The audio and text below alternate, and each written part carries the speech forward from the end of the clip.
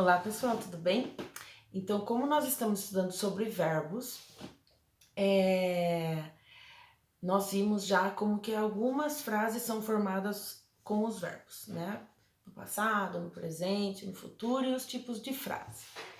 A maioria dos verbos seguem aquelas regrinhas, né? Daquele jeitinho para estruturar as frases. Alguns verbos não seguem. E um desses que não seguem é um verbo muito assustador, que as pessoas têm pânico porque fala que não aprende nunca. Na verdade, não é esse o problema. O problema é que ele é um verbo muito usado, tanto na língua portuguesa quanto na língua inglesa. Consequentemente, a gente tem que usar ele várias vezes e a gente tem que entender como ele funciona. Eu até abaixei a minha lousa para vocês não ficarem falando: ela vai falar sobre aquele verbo. Sim, gente, não tem como não falar sobre aquele verbo, porque ele é um verbo importantíssimo na língua portuguesa, na língua inglesa. Ele é um verbo de ligação, ele é um verbo que indica o nosso estado, eu sou, eu estou, então não tem como evitar, tá? O que ele difere? Ele difere porque o verbo to be, no caso, que é o que a gente vai ver, ele é um verbo em inglês que é conjugado. Ele tem várias forminhas de escrever, igual na língua portuguesa, só que na língua portuguesa são todos os verbos que são conjugados.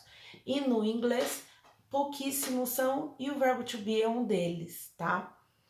Para eu escrever o verbo to be, eu preciso saber que ele tem 5 jeitos de ser escritos.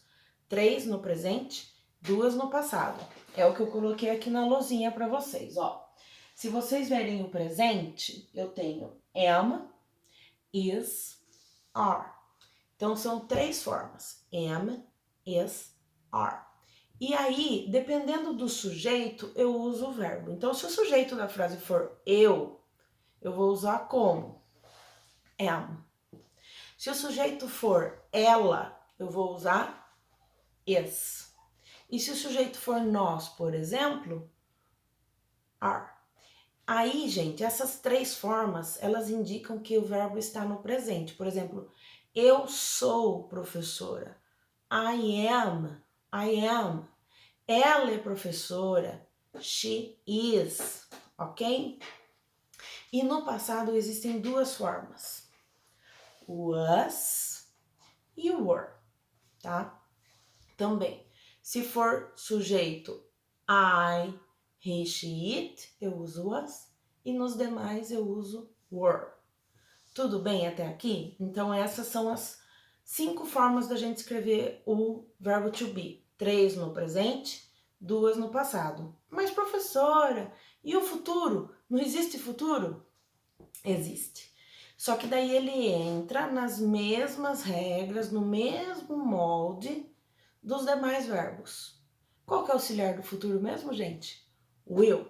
Então, eu vou montar uma frase usando o will, ok?